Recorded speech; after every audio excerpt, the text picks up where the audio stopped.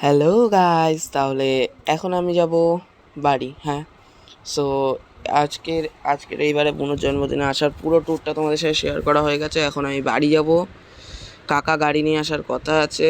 এখন বাজে রাত 11:55। শুধু রাস্তায় দাঁড়িয়ে আছি, কাকা নাকি এক্ষুনি চলে আসবে।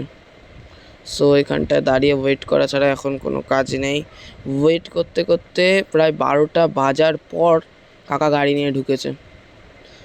সো এই রাস্তা থেকে গাড়িটা ঘোরাতেও অসুবিধা হচ্ছিলো, বিকজ সাইডের দিকে ঢালু ছিল, তো গাড়িটা বারবার গড়িয়ে যাচ্ছিল।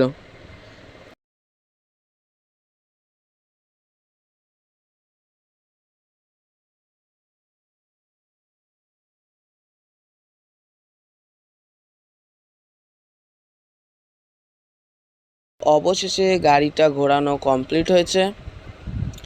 এখন সবাই গাড়িতে উঠছে, পিছনের ডিগ্গিতে জিনিসপত্র তুলে দিয়ে। পুচু বসে গেছে। পুচু দেখো তখন দিয়ে বসে কীরকম পাগলের মতন ঘুরেই যাচ্ছে, এদিক ওদিক তাকিয়ে যাচ্ছে, আর কাকাকে শুধু ডিস্টার্ব করছে।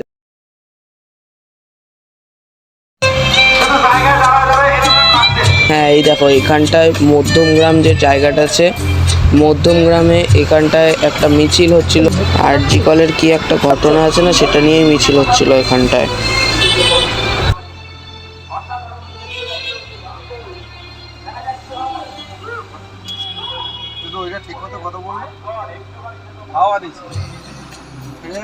এখন বাজে রাত 1:30। হ্যাঁ, ঠিকই শুনেছো, এখন বাজে রাত 1:30। এখন আমরা নেমে গেছি গাড়ির থেকে, যেহেতু গাড়ি ভেতরে ঢুকবে না তাই স্টেশনে যাচ্ছি কোনো ভ্যান ট্যান আছে নাকি সেটা দেখতে। আশা করি ভ্যানটাকে পেয়ে যাব, এবং সামনে দিয়ে যে আমাদের ব্যাগগুলো আছে ওটা নিয়ে চলে যাব, এবং আমি যাব কাকার সাথে বাইকে, আর বাবা মা যাবে ভ্যানে। সো এই দেখো সামনে কিন্তু এটা বিরিয়ানির দোকান। অন্য সব দোকান বন্ধ হয়ে গেলেও এই দাদা হাজি বিরিয়ানি কিন্তু সহজে বন্ধ হবে না। আর আমাদের ভাগ্য ভালো, সহজেই তাড়াতাড়ি ভ্যানটা পেয়ে গেছি। এখানটা কাকা এখন গাড়ি পার্কিং করছে, কাকা গাড়ি পার্ক করবে, তারপর আমরা বাইকে বেরিয়ে যাব এখান দিয়ে। তো আজকের ব্লগে এইটুকুই। বাই। তোমরা লাইক করো, সাবস্ক্রাইব করো, এবং শেয়ার কমেন্ট সব কিছু করতে ভুলো না। থ্যাংক ইউ, অ্যান্ড সেকেন্ড ব্লগে দেখা হচ্ছে। বাই।